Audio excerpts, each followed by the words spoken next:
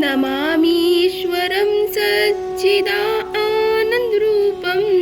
लसत्कुण्डलं गोकुले व्रजमानं यशोदाभियोलुखालाद्दोमानं प्रमिष्टम् अत्यन्तो द्रुत्या गोप्यम। नमस्कार दोस्तों, स्वागत है आप सभी का हमारे YouTube चैनल पावरफुल हिंदू धर्म में। आज हम आप सभी को कार्तिक मास में कथा अध्याय 6, 7 और 8 का रसपान कराएंगे। आइए रसपान कीजिए कथा अध्याय 6 का। कार्तिक मास व्रत कथा के 6ठे अध्याय में विष्णु भगवान ने जहाँ जहाँ अपने चरण रखे वहाँ पर ऋषि, वेद, यज्ञों सहित समस्त देवता मेरी रक्षा करते रहे। सप्तमी, अमावस्या, नवमी, त्रयोदशी, द्वितीया, दसवीं तिथियों को आंवला तथा तिल से स्नान नहीं करना चाहिए। नारद जी बोले, जब 2 घड़ी रात बाकी रहे तब तुलसी की मृतिका, वस्त्र और कलश लेकर जलाशय पर जाए। कार्तिक में जहाँ कभी भी प्रत्येक जलाशय के जल में स्नान करना चाहिए। गर्म जल की अपेक्षा ठंडे जल में स्नान करने से 10 गुना पूर्ण होता है। उससे 100 गुना पूर्ण बाहरी कुएं के जल में स्नान करने से होता है। उससे अधिक पूर्ण बावड़ी में और उससे भी अधिक पूर्ण पोखर में स्नान करने से होता है। उससे 10 गुना झरनों में और उससे भी अधिक पूर्ण कार्तिक में नदी स्नान करने से होता है। उससे भी 10 गुना पुण्य वहाँ होता है जहाँ 2 नदियों का संगम हो, और यदि कहीं 2 नदियों का संगम हो तब तो पुण्य की कोई सीमा ही नहीं। स्नान से पहले भगवान का ध्यान करके स्नानार्थ संकल्प करना चाहिए। फिर तीर्थ में उपस्थित देवताओं को क्रमशः अर्घ्य, आचमनी आदि देनी चाहिए। अर्घ्य मंत्र इस प्रकार है। हे कमलनाथ, आपको नमस्कार है। हे जल सई भगवान, आपको प्रणाम है। हे ऋषिकेश, आपको नमस्कार है। मेरी दिए अर्घ्य को आप ग्रहण करें। वैकुंठ, प्रयाग तथा बद्री आश्रम में जहाँ कहीं भगवान विष्णु गए वहाँ उन्होंने 3 प्रकार से अपना पाँव रखा था। वहाँ पर ऋषि, वेद, यज्ञ सहित सभी देवता मेरी रक्षा करते रहे। हे जनार्दन, हे दामोदर, हे देवेश, आपको प्रसन्न करने हेतु मैं कार्तिक मास में विधि विधान से ब्रह्म मुहूर्त में स्नान कर रहा हूँ। आपकी कृपा से मेरी सभी पापों का नाश हो। हे प्रभु, कार्तिक मास में व्रत तथा विधि पूर्वक स्नान करने वाला मैं अर्घ्य देता हूँ। आप राधिका सहित ग्रहण करें। हे कृष्णा, हे बलशाही, राक्षसों का संहार करने वाले भगवान, हे पापों का नाश करने वाले, कार्तिक मास में प्रतिदिन दिए हुए मेरी इस अर्घ्य द्वारा कार्तिक स्नान का व्रत करने वाला फल मुझे प्राप्त हो। तत्पश्चात विष्णु, शिव तथा सूर्य का ध्यान करके जल में प्रवेश कर नाभि के बराबर जल में खड़े होकर विधि पूर्वक स्नान करना चाहिए। गृहस्थी को तिल और आंवले का चूर्ण लगाकर तथा विधवा स्त्री व यति को तुलसी के जड़ की मिट्टी लगाकर स्नान करना चाहिए। सप्तमी, अमावस्या, नवमी, त्रयोदशी, द्वितीया, दसवीं आदि तिथियों को आंवला तथा तिल से स्नान करना वर्जित है। स्नान करते हुए निम्न शब्दों का उच्चारण करने चाहिए। जिस भक्ति भाव से भगवान ने देवताओं के कार्य के लिए 3 प्रकार का रूप धारण किया था, वही पापों का नाश करने वाले भगवान विष्णु अपनी कृपा से मुझे पवित्र बनाए। जो अमनुष्य भगवान विष्णु की आज्ञा से कार्तिक व्रत करता है उसकी इंद्र आदि सभी देवता रक्षा करते हैं। इसलिए वह मुझको पवित्र करे। बीजों, रहस्यों तथा यज्ञों सहित वेदों के मंत्र, कश्यप आदि ऋषि, इंद्र आदि देवता मुझे पवित्र करे। अदिति आदि सभी नारियां, यज्ञ, सिद्धा, सर्प और समस्त औषधियाँ वह तीनों लोगों के पहाड़ मुझे पवित्र करे। इस प्रकार कहकर स्नान करने के बाद मनुष्य को हाथ में पवित्री धारण करके देवता, ऋषि, मनुष्यों तथा पितरों को विधि पूर्वक तर्पण करना चाहिए। तर्पण करते समय तर्पण में जितने तीर रहते हैं उतने वर्ष पर्यंत व्रती के पितृगण स्वर्ग में वास करते हैं। उसके बाद व्रती को जल से निकालकर शुद्ध वस्त्र धारण करना चाहिए। सभी तीर्थों के सारे कार्यों से निवृत्त होकर पुनः भगवान विष्णु का पूजन करना चाहिए। सभी तीर्थों के सहारे देवताओं का स्मरण करके भक्ति पूर्वक सावधान होकर चंदन फूल और फूलों के साथ भगवान विष्णु को फिर से अर्घ्य देना चाहिए। अर्घ्य की मंत्र इस प्रकार है। मैंने पवित्र कार्तिक मास में स्नान किया है। हे विष्णु, राधा के साथ आप मेरे दिए अर्घ्य को ग्रहण करें। तत्पश्चात चंदन फूल और तांबूल आदि से वेद पाठी ब्राह्मणों का श्रद्धापूर्वक पूजन करें और बारंबार नमस्कार करें।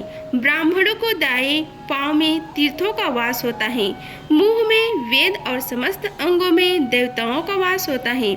अपने कल्याण की इच्छा रखने वाले मनुष्य को इनका न तो अपमान करना चाहिए और न ही इनका विरोध करना चाहिए।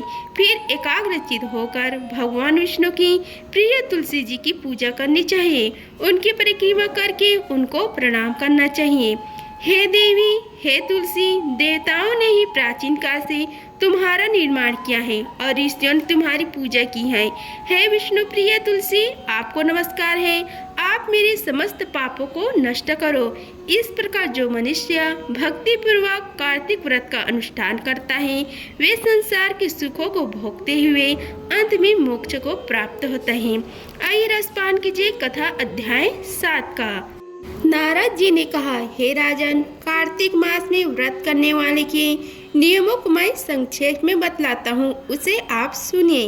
व्रती को सब प्रकार के आमिष, मांस, उड़द, राई, खटाई तथा नशीली वस्तु का त्याग कर देना चाहिए। व्रती को दूसरे का अन्न ग्रहण नहीं करना चाहिए, किसी से द्वेष नहीं करना चाहिए और तीर्थ के अतिरिक्त अन्य यात्रा नहीं करना चाहिए। देवता, वेद, ब्राह्मण, गाय, व्रती, नारी, राजा तथा गुरुजनों की निंदा भी नहीं करनी चाहिए। व्रती को दान, तिल, पकवान व दान किया हुआ भोजन ग्रहण नहीं करना चाहिए।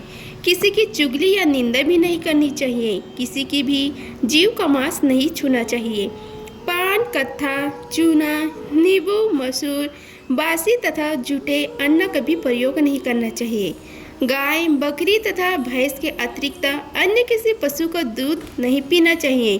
कांस्य के पात्र में रखा हुआ पंचगव्य, बहुत छोटे घड़े का पानी तथा केवल अपने लिए ही पका हुआ अन्न प्रयोग करना चाहिए।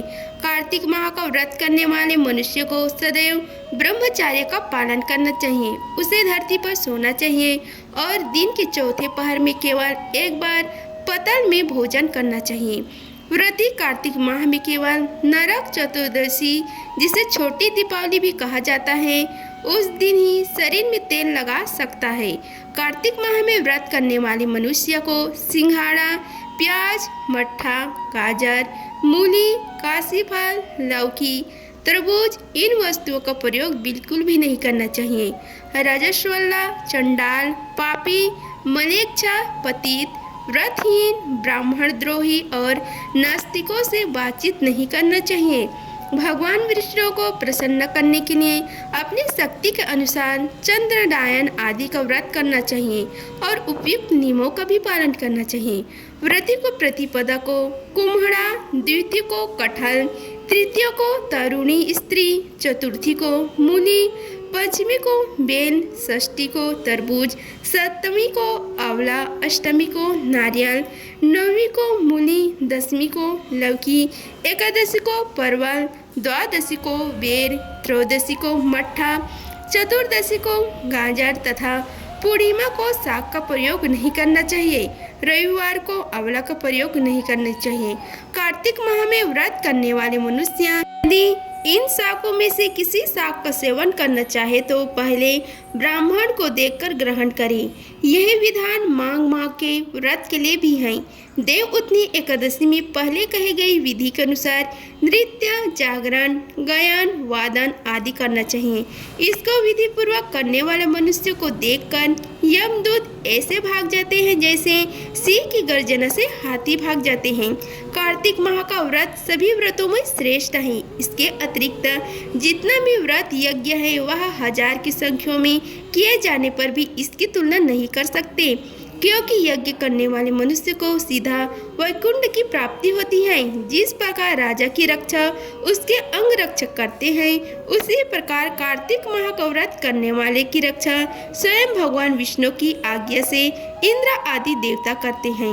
व्रती मनुष्य जहाँ कहीं भी रहता है, वहीं पर उसकी पूजा होती है, उसका यश फैलता है। उसके निवास स्थान पर भूत पिशाच आदि कोई भी नहीं रह पाते। विधि पूर्वक कार्तिक माह का व्रत करने वाले मनुष्य के पुण्यों का वर्णन करने में ब्रह्म जी भी असमर्थ हैं। यह व्रत सभी पापों को नष्ट कराने वाला, पुत्र पौत्र प्रदान कराने वाला और धन धान्य की वृद्धि कराने वाला है। आइए रसपान कीजिए कथा अध्याय 8 का। जिसकी दया से सरस्वती भाव रही उपजाए, कार्तिक महात्म्य का कमल लिखे 8वां अध्याय।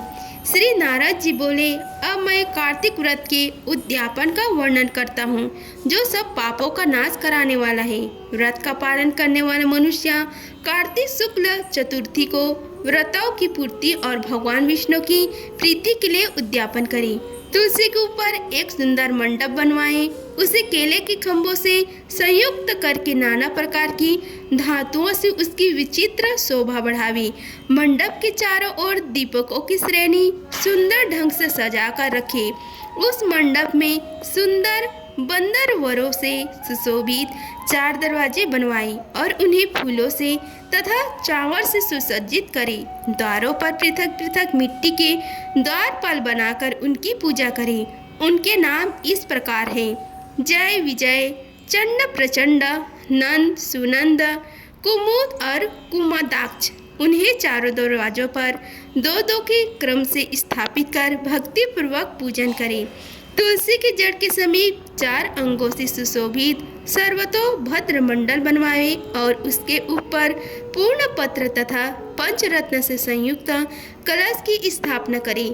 कलश के ऊपर शंख चक्र गदाधारी भगवान विष्णु को पूजन करें।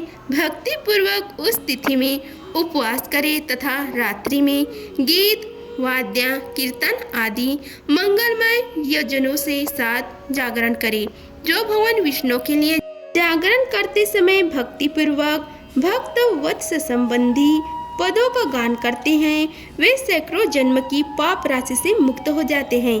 जो मनुष्य भगवान के निमित्त जागरण करके रात्रि भर भगवान का कीर्तन करते हैं, उनको असंख्य गोदान का फल मिलता है। जो मनुष्य भगवान की मूर्ति के सामने नृत्य गान करते हैं, उनके अनेक जन्मों के एकत्रित पाप नष्ट हो जाते हैं।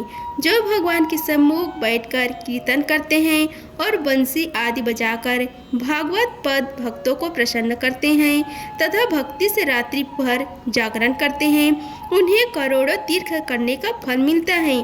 उसके बाद पूर्णमासी में एक सपत्नीक ब्राह्मण को निमंत्रित करें, प्रातःकाल स्नान और देव पूजन करके वेदी पर अग्नि की स्थापना करें और भगवान की प्रीति के लिए 3 और खीर का आहुति दें।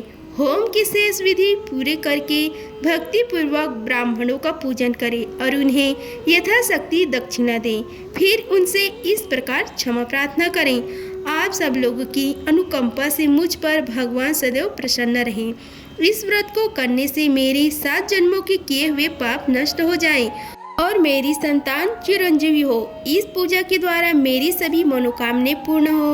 मेरी मृत्यु के पश्चात मुझे अतिशय दुर्लभ विष्णु लोक की प्राप्ति हो।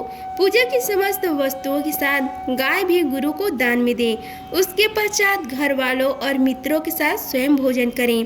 भगवान द्वादशी तिथि को शयन से उठे, त्रयोदशी से देवताओं से मिले और चतुर्दशी को सबने उनका दर्शन एवं पूजन किया।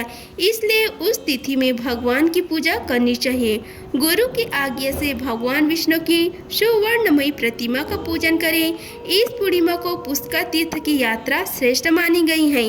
कार्तिक माह में इस विधि का पालन करना चाहिए। जो इस प्रकार कार्तिक के व्रत का पालन करते हैं, वे धन्य और पूजनीय हैं और उन्हें उत्तम फल की प्राप्ति होती है।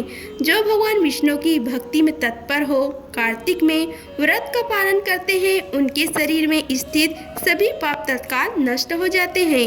जो श्रद्धा पूर्वक कार्तिक के उद्यापन का महात्म्य सुनता है या सुनाता है, वह भगवान विष्णु को सायुज्य प्राप्त करता है। अगर आप सभी को हमारी वीडियो अच्छी लगी होगी तो वीडियो को लाइक कीजिए, चैनल को सब्सक्राइब कीजिए और कमेंट बॉक्स में ओम नमो भगवते वासुदेवाय लिखें। धन्यवाद। मिलते हैं अगले वीडियो में, तब तक के लिए जय श्री राधे कृष्णा।